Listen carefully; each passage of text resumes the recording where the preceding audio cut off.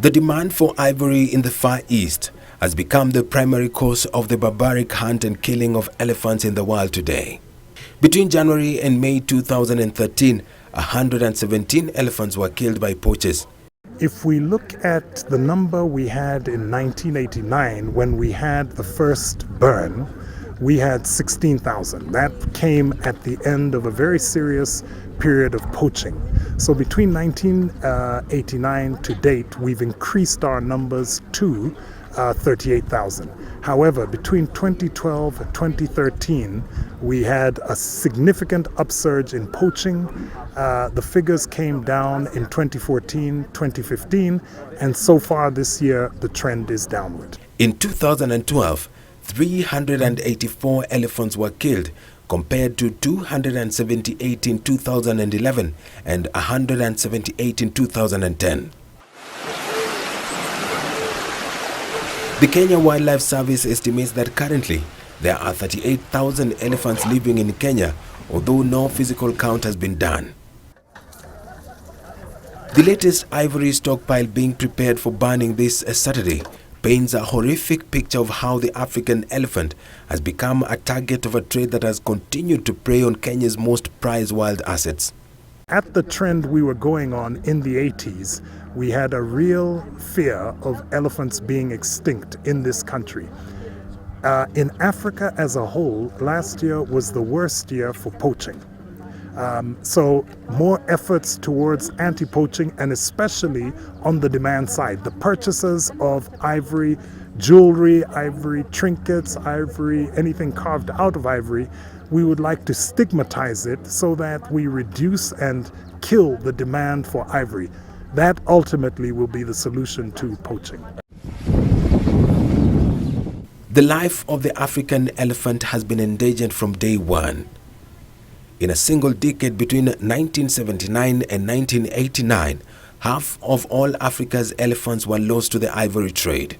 I think KWS and the government in general is going to be pushing for a total ban of trade in ivory globally. That is the only way that we'll be able to ensure the safety of our elephants.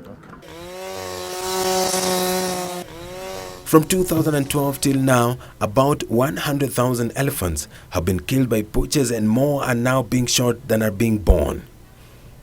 We are very keen to work with the Office of the Deputy Public Prosecutor to increase our cases against these people once we catch them, and to ensure that it becomes extremely difficult to get bail, or bail is set at a high level, and work with the magistrates where there is evidence which is presented in the way that a conviction can be achieved, then we do get the convictions. Experts are calling for concerted effort to keep the elephant population high. What we have to do is work hard to make sure that it stays at this level and improves.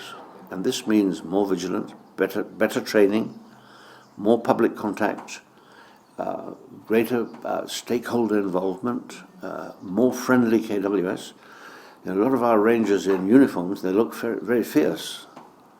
We should make them smile more. The David Sheldrick Wildlife Trust is today the most successful orphan elephant rescue and rehabilitation program in the world, and one of the pioneering conservation organizations for wildlife and habitat protection in East Africa. Well, this is our nursery. The baby elephants come in here for the first 3 years of their life. These are the milk-dependent years.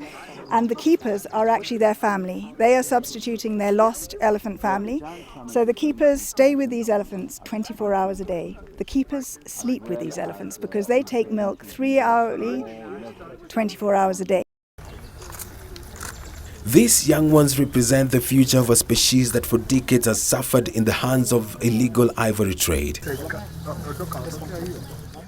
But with orphanages like this and combined effort to save elephants, the jumbo might as well live for millions of years to come. Later this week, the government plans to set this stockpile ablaze in an act of defiance against poaching in this country. The government seeks to send out the message that poaching is not accepted in the Republic today, and it is committed to making sure that the numbers of elephants in this country do not decrease but increase. For KBC Channel 1 News, I am Edward Kabassa.